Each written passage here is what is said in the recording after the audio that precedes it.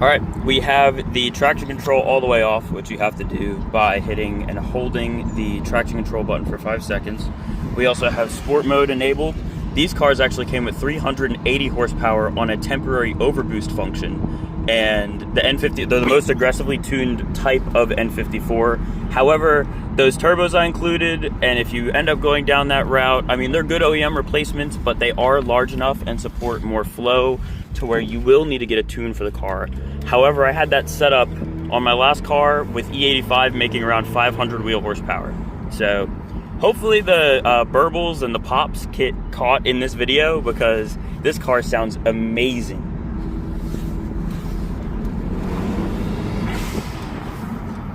I also have the stock diverter valves and the stock intake box, so I can remove this and make it completely stock if you prefer. I also think it'd be easy if you guys are seriously on the fence of doing that cable myself.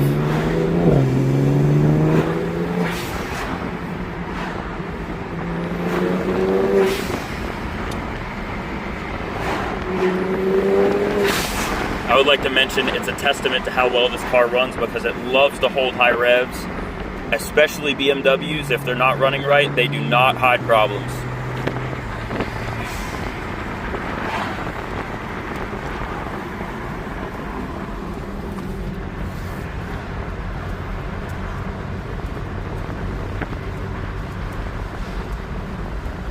Honestly, I struggle to keep my foot out of it sometimes, I'm not gonna lie, but I've achieved up to 28 miles a gallon on the highway driving home to see some family, which is pretty good for a high performance 4,000 pound convertible.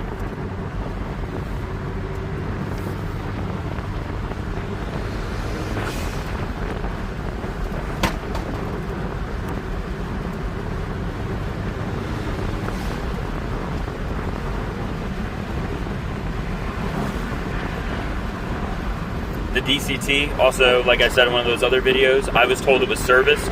My other IS that I had before this had 115,000 miles when I sold it, and I could tell that it wasn't serviced by how aggressively it was shifting. But this car, I cannot stress to you, you can't even feel the downshifts. Like, this car is so buttery, silky smooth. And I'll show you guys a picture later. If you look under the oil fill cap, the valve cover, the internals of the motor, like under the valve cover, are silver, brand new looking, the nicest motor. I'm not even trying to sell it. Like, I'm an enthusiast at heart, so if there's something wrong, I would tell you. But I'll show you guys if you come out to actually take a look at it. But it is super clean. This motor, the way it runs, the way it looks, I swear on my life, this is like a $250,000 car. Like, the first owner took great care of it. I know my way around these, and this one feels amazing. Like I said, I couldn't even get the hood to pop. I had to replace the hood latches and the cable and everything, but this ran so good during the test drive that I bought it. I bought it without popping the motor. I had faith in it, and I drove it 4.5 hours back home from Jacksonville.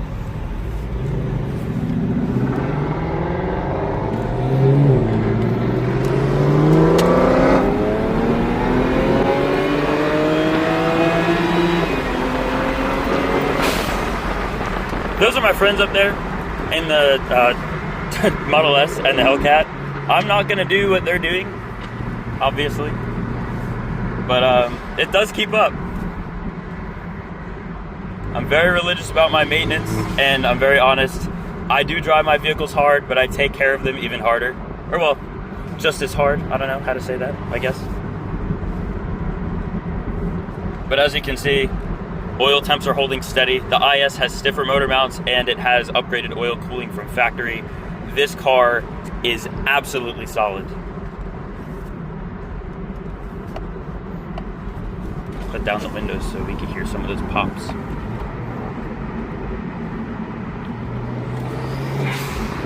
It's a lot more haptic in person, I would imagine.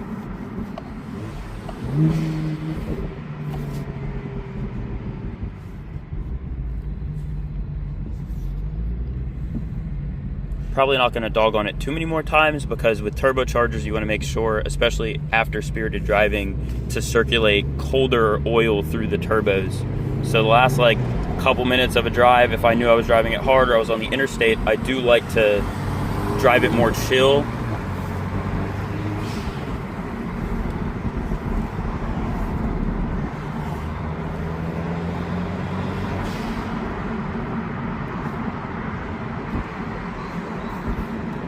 Also, I didn't show you, you can push this over, and when you hit the paddles in this mode, it forces you to stay in that gear, so you either have to push it back over to disengage manual mode, but if you don't hit the paddles, you see that S rather than an M. It's kind of like a sport shifting, which is further made more aggressive by being in sport mode. Ooh, there was a lot of burbles there. I don't know if you can hear that. Totally stock exhaust. I actually wanted to take the secondary catalytic converters out of this thing. There's my buddy's Hellcat. Give you one guess of what his profession is. We actually work on base together. We're both electrical engineers. I definitely surround myself with car nuts.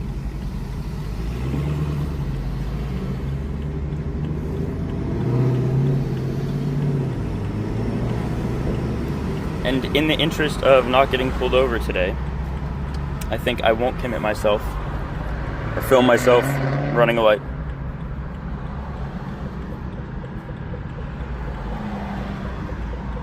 I guess this is a good point to show how well it's idling. Like, you can't even feel this car. And then we put it in park, and then I show you, I guess you can't really feel the AC. We put on auto, heated seats work.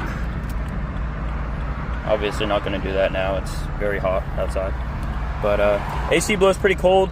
In all of my cars, this can go down to 60, but I typically don't like to run anything at like maximum output. So like if I have the AC on, for instance, if the lowest is 60, I'll keep it at like 65, I'll keep it at like half. And this car is good enough, it blows cold enough that even in like 90-degree weather, if you have it on recirculation, after a few minutes, it gets pretty cold in here.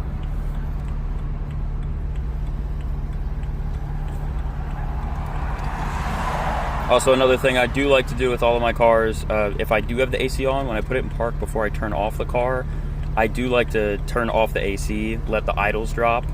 I don't know if that does anything. My engineering brain tells me that it does less wear on the fan clutch, or on the AC clutch. So, you know, makes me feel better. If it makes it last another 20,000 miles, so be it. Oh, that charger works.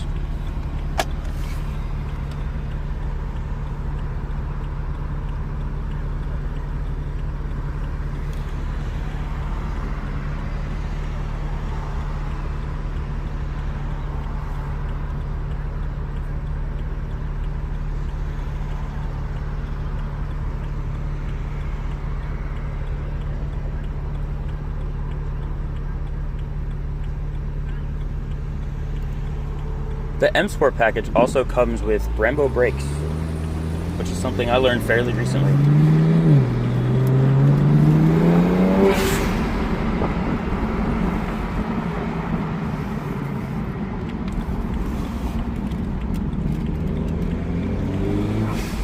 It's just so much fun to drive these cars with that.